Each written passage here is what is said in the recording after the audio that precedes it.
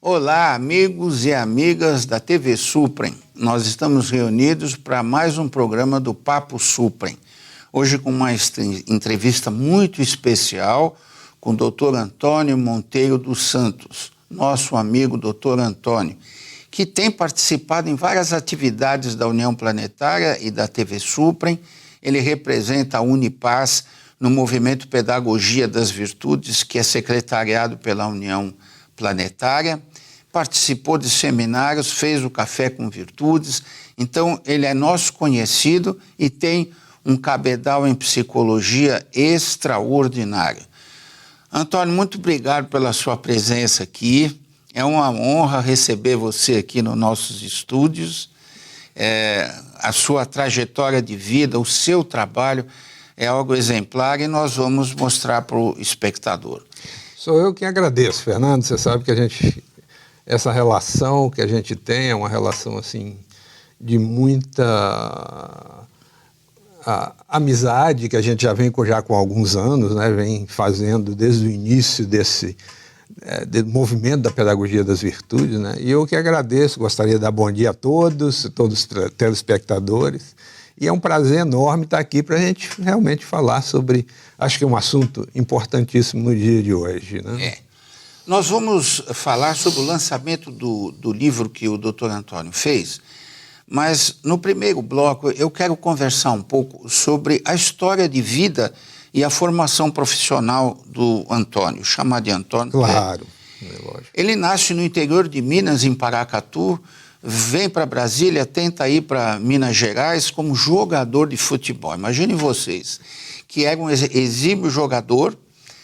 Depois ele vai para os Estados Unidos, ele tem uma carreira brilhante, esteve 10 anos com Carl Rogers e outras autoridades na área da psicologia, fez um livro com ele e a Maria Vilas Boas. É uma história muito rica. Antônio, conta para nós como é que você saiu do interior de Minas e chegou nos Estados Unidos.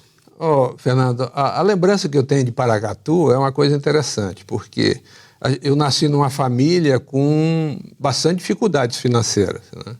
A gente vivia, e eu me lembro de 8 anos de idade ali deitado na minha cama e rezando para Deus para que a gente pudesse mudar de vida, que as coisas mudassem para a gente. Então toda noite eu ficava ali orando para que isso mudasse, né? Mas nunca pensei que minha vida fosse chegar tanto quando chegou, né? Eu sou muito grato à vida, muito grato a tudo, né? Então nasci em Paracatu, fui jogador de futebol muito tempo em Paracatu, muito conhecido lá. As pessoas me davam dinheiro para jogar para os times, me davam emprego, né? E aí eu vim para Brasília, né? Naquela época não tinha como continuar os estudos em Paracatu, lá não tinha universidade em Paracatu, então a gente mudou para Brasília com esse intuito, né, de estudar. E aqui apareceu uma oportunidade de eu ir para Belo Horizonte para fazer um treinamento no Cruzeiro, né, tentar o Cruzeiro de Belo Horizonte. E aí lá eu conheci Piazza, Zé Carlos, que eram pessoas de nível de seleção brasileira, e eu jogava muito bem. E naquela época teve uma confusão lá no clube e acabei eu vindo embora, achando que eles tinham me despedido, e acabou que o Cruzeiro mandou me buscar lá onde eu estava, né? E aí eu resolvi voltar para Brasília e fui estudar, né? Estudei aqui em Brasília, fiz universidade aqui em Brasília, né? Aonde você? No CEUB, né? No UniCEUB hoje, né? Eu fiz universidade. E depois, com uma boa oportunidade, eu ganhei bolsa e fui para os Estados Unidos. Eu sempre tive essa vontade de estudar mais. E aí decidi, então, aí fui para os Estados Unidos, numa boa oportunidade que eu tive, né? E chegando lá, foi uma história interessante, que eu morava em São Francisco, e uma amiga minha, a Tereza Gaioso, que era uma amiga muito próxima minha naquela época, foi para os Estados Unidos e ela conhecia uma pessoa que conhecia o Rogers. E aí ela mandou uma carta muito interessante para mim, lá em São Francisco, né, falando sobre quem é que está aqui, quem não estava aqui, mandou cheio de um papelzinho assim, no final tinha o nome dela. E ela disse, não, eu estou aqui E, se você quiser, ela estava em San Diego e eu estava em São Francisco, né?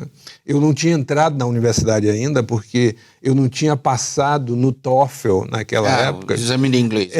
Aí eu tive que fazer de novo o exame. Aí ela me disse, olha, tem uma pessoa que trabalha com Rogers aqui que está como tutor numa universidade, se você quiser vir, dar uma olhada. Aí eu fui, né? Não tive dúvida, fui para lá. E aí foi que eu fiquei conhecendo o Rogers, né? Naquele tempo em que tinha-se o Centro para Estudo da Pessoa, lá né? Onde o Rogers foi o fundador do centro. Hoje eu sou co-diretor do centro, nunca pensei que pudesse chegar a isso, né? E aí vivi todo esse tempo lá, tive essa oportunidade, né, de viver com o Rogers todo esse tempo e com toda a equipe dele, a Maria Constança, que era uma brasileira, uma das pessoas muito respeitadas pelo Rogers, né, que vivia junto dele, e isso me aproximou mais dele ainda, né? E ele acompanhou também minha trajetória de fazer doutorado lá nos Estados Unidos, né? E isso foi que deu esse contato com ele, né? De depois ter essa oportunidade de escrever um livro juntos, né? Junto com ele, com a Maria, nós fizemos um livro, né? Quando Fala o Coração, a essência da psicologia centrada na pessoa, né? Fala um pouquinho da importância do Carl Rogers na psicologia, você que atravessou essa vida dele, né? A trajetória dele. Porque o Carl Rogers, ele mudou bastante a psicologia, né? O Carl Rogers, podemos dizer, ele junto com Maslow, foram iniciadores da psicologia humanística, que levou a psicologia humanística para o mundo, né? Rogers é conhecido em todas as partes do mundo, na China, no Japão, né? Tem pessoas que estudam Rogers em todas as partes do mundo. E ele foi o iniciador da psicologia humanística, que é trazer o ser humano como centro, né? Antes do Rogers, né? Porque o Freud ele tinha uma conexão muito grande com a medicina e tudo, e a psicologia era mais um processo de tratar doenças, né? Então era visto como doença, né? Você tratava, antes do Freud, por exemplo, só tratava pessoas doentes mentais com medicação. O Freud que começou esse processo de psicoterapia, de conversar com as pessoas, de lidar com elas, né? Freud. Então, o Freud imbuiu muito esse viés da medicina. O Rogers veio e disse, não, a gente precisa trabalhar com o ser humano. Nós precisamos colocar o ser humano como centro. Ele é o principal fator em todo o processo de mudança social. E aqui nós não precisamos só de tratar de doenças, nós estamos aqui para evoluir. O ser humano está aqui para evoluir, para ser uma pessoa melhor, para se transformar. E o psicólogo tem que ajudar o ser humano, tem que facilitar isso, e não só ficar tratando doenças psicológicas, né? Então isso foi toda uma mudança de vida, né? De rumo dentro da psicologia, uma mudança importantíssima, né? E o Roger dizia que todos nós temos dentro um movimento em direção à saúde, ao desenvolvimento, e o que a gente precisa são as condições para que esse desenvolvimento ocorra, para que esse crescimento ocorra, né?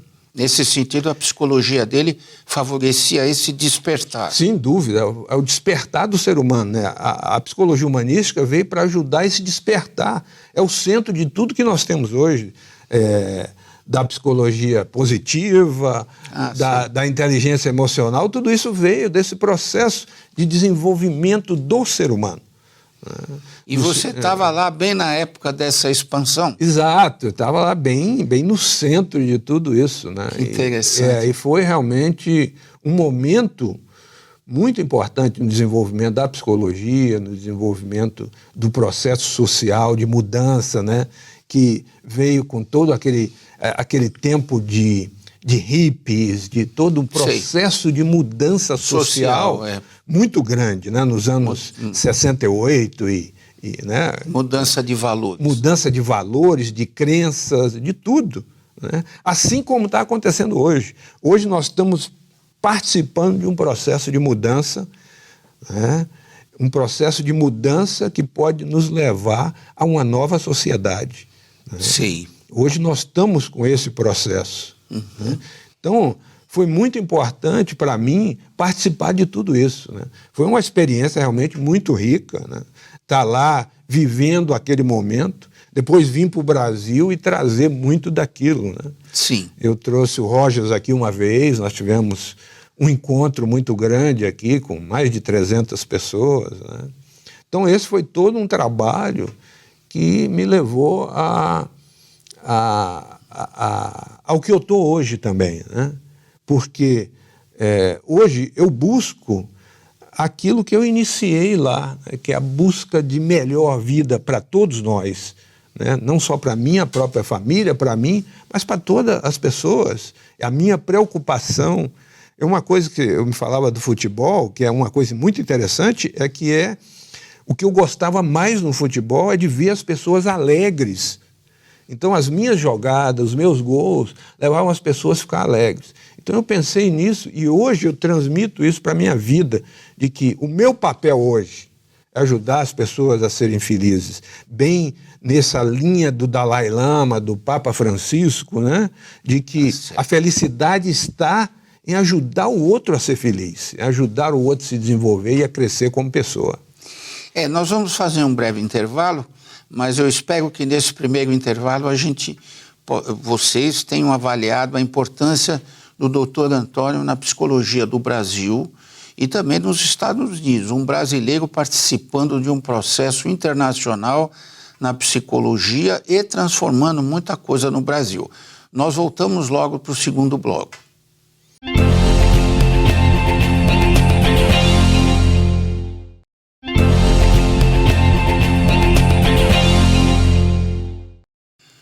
Bem, amigos e amigas, voltamos para essa segunda parte da nossa entrevista, entrevistando o Dr. Antônio Monteiro dos Santos, nosso amigo Dr. Antônio. No primeiro bloco, deu para sentir um pouco a importância do trabalho dele nos Estados Unidos, no Brasil, e não ficou só nisso. Antes de falar do livro dele que ele lançou, O Presidente que Queremos, interessantíssimo, queria que você falasse um pouco assim, da abrangência do teu trabalho, porque você é co-diretor do Centro ACP, que é centrado na pessoa. É, né? O Centro para Estudo da Pessoa, né, que foi fundado por Carl Rogers, né, chama Center for Studies of the Person, que é em La Jolla, na Califórnia. Né? E você é co-diretor? Hoje eu sou co-diretor do centro. Né? E hoje eu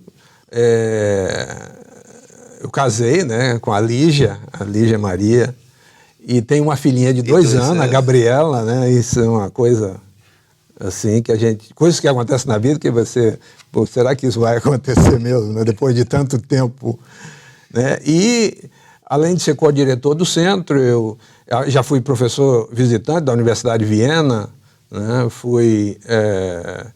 Trabalhei na Universidade da Califórnia, em San Diego, e trabalhei em várias instituições, tanto instituições privadas e públicas aqui no Brasil, como nos Estados Unidos, né? E também nas Bermudas. Já dei palestras em vários países da Europa, na África do Sul, né? Umas coisas de trabalho mesmo, né? Sempre baseado nessa psicologia? Sempre na área da psicologia, né? E atualmente eu faço também um trabalho de natureza psicológica, filosófica e espiritual também. Tá certo. E sou também psicoterapeuta, trabalho, né, atendo as pessoas, dou vários cursos aqui no Brasil, trabalho com psicoterapia dentro do meu consultório e dou cursos de treinamento para famílias, faço um trabalho em vários locais pro bono, né? A gente faz um trabalho no Paranoá muito interessante, de trabalhar com as famílias pobres e trabalhar com o processo de desenvolvimento dela dentro desse trabalho do Rogers, né? E bom, né? Também lá no CAUB a gente também faz esse tipo de trabalho, né? Que é um trabalho de ajudar as pessoas a se desenvolver, a se tornar melhores. E nesse nós estamos vendo o resultado que como que melhora o relacionamento familiar com coisas simples que a gente ensina nesses cursos, né? Bom, nós vamos agora para uma discussão muito interessante. Ele lançou um livro sexta-feira, O Presidente que Queremos, O Despertar de uma Nova Política. E aí eu quero, até o final desse bloco, eu quero que você explore um pouco isso, porque nós estamos num momento político difícil. Exato. E o Brasil nunca teve muito fácil, mas nós estamos numa crise. E esse livro ele tem um título muito oportuno, porque o conteúdo não é político. Eu queria que você explicasse essa abordagem sua sobre valores, sobre as virtudes em relação ao presidente e ao ser humano. Esse livro nasceu de uma busca interna minha, da preocupação com a felicidade das pessoas, da preocupação com a alegria das pessoas, né? Como eu disse, do futebol, que a coisa que eu mais gostava dentro do campo de futebol é ver todo mundo alegre, feliz, né? Então esse livro ele nasceu dessa busca interna, né? De um processo de silêncio que eu passei por muito tempo, né? Eu, na minha vida, fiz vários retiros de silêncio, né? E esse livro ele traz uma nova perspectiva que une a psicologia, a filosofia e a política em si. É um processo que eu acho que a política ficou desconectada da psicologia, ficou desconectada da espiritualidade, da filosofia, e por isso nós temos problemas que nós temos hoje na política, de uma corrupção desenfreada, né? Uma coisa muito difícil que nós estamos passando, né? Hoje, no momento, nós podemos ver, com essa crise aí dos caminhoneiros, nós estamos vendo que isso tudo aí é reflexo de algo maior que está acontecendo, da falta de confiança das pessoas nos políticos, Sim. Nas lideranças, né? Não tem mais respeito para as lideranças, para os políticos, nem os políticos do Congresso, nem os políticos que fazem o governo, né? E nem, até às vezes, nem da Justiça, né? Do Supremo Claro. Tribunal, de várias outras áreas, né? Então, o meu livro, ele tem a intenção de realmente convencer você, que é liderança, que é político, e também aos eleitores, a escolher melhor os nossos representantes. Então, ele fala muito de honestidade, ele fala muito de o que é ser um político verdadeiro, que está realmente preocupado com o povo e não preocupado com si mesmo e com os amigos mais próximos. Um político que possa fazer a diferença, uma pessoa que esteja realmente imbuída de servir o povo por completo. Comprometida, né? E para isso, você precisa, é claro, você precisa ter honestidade brutal, eu chamo de honestidade brutal, né? Você precisa de virtudes, operar do ponto de vista das virtudes, porque sem virtudes a gente não vai conseguir fazer nada, né? Você precisa ser competente, você precisa saber planejar, né? Tudo isso é o que eu falo em palavras simples nesse livro, né? E trago também uma perspectiva para o eleitor de saber como votar e em quem votar. Hoje nós temos informações por todo lado da internet. Você sabe hoje se o político que você vai votar ele tem algum problema com a justiça, se não, né? E eu acho que nós temos que entender esse processo para que então nós possamos acompanhar essa mudança que está ocorrendo a nível mundial. Construir, né? Uma construção. Uma construção e uma mudança que está ocorrendo, né? Hoje nós estamos caminhando para um processo onde nada vai ficar escondido. Tenha certeza disso. Possa ter certeza que muito vai ainda ser descoberto, né? A Lava Jato é só o início. A Lava Jato é só a ponta do iceberg. Muitas coisas ainda vão ser descobertas e porque essa transformação, ela requer que a gente abra as coisas para que a confiança volte, para que o respeito volte. Então, para isso, nós precisamos de ter pessoas que estejam compromissadas com as virtudes, com a honestidade, né, com a compaixão. Né? E isso é que vai levar a uma nova política. E uma das coisas, o meu livro, ele tem como intenção também a convencer a você, político ou liderança, que é impossível hoje, no mundo, que você esconda alguma coisa e aquilo não vai ser descoberto. Porque com o advento da internet, com esse processo que está ocorrendo das comunicações, do telefone celular, de tudo, do WhatsApp, do Facebook, de tudo isso, nós sabemos que tudo vai estar aí. Quem souber de alguma coisa vai acabar botando ali. Coloca. É isso? Então, não se engane se você está na vida pública, que alguma coisa que você fizer lá no seu quarto escuro não vai sair para fora, pode estar completamente. E é isso que eu quero que você como liderança, compreenda isso. Porque o impacto disso na sua vida, na vida da sua família, é muito grande. Né? Hoje nós vemos aqui, vamos dizer, um político que foi condenado aí por roubo, por coisa. Os filhos dele vão para a escola. E lá na escola, você acha que as criancinhas vão perdoar os filhos? Vão dizer, não, seu pai é corrupto, seu pai é um ladrão, seu pai... E você quer ter uma coisa mais difícil para uma criança? Amarga. Amarga, dolorosa, é você ter o seu pai xingado, ter seu pai dizer que seu pai é corrupto, que roubou, que fez isso, que fez aquilo.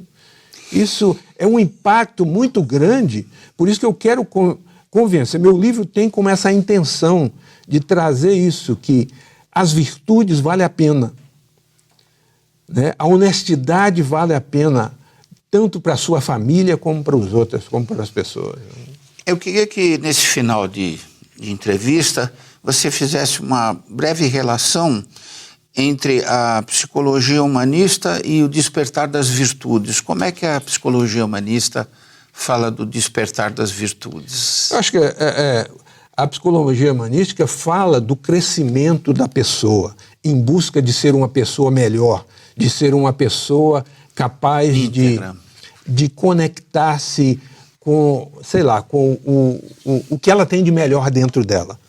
Você pode chamar isso de Deus, você pode chamar isso de sabedoria, o que quer que seja. Então a psicologia humanística veio trazer alimentar essa busca, né?